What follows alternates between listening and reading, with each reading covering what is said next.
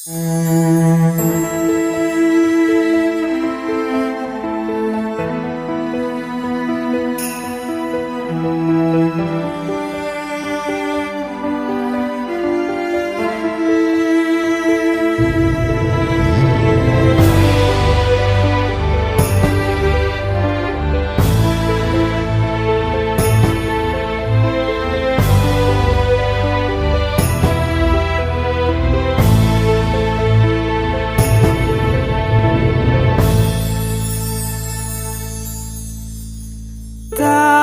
tulis layang kangen iki tinggo koe saya ngampet gedhe rasa katresnanku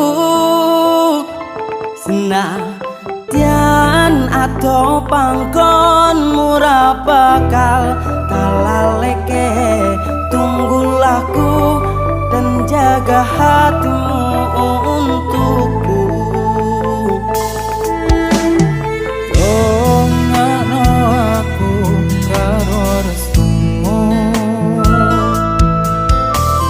Sabar ngenteni tekan baliku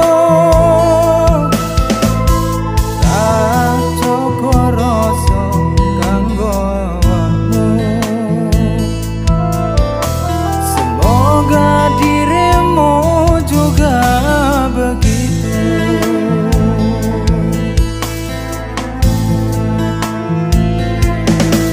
Kasih sayang iki rapi solan nyanti besok tekaning mati janji tulus ramung ono ing lati mantep rasa lan jiwa raga iki Titipke layang kangenku iki muga bisa nambani hati panyunku siji kanggo awakmu njaga rasa lan katresnanku.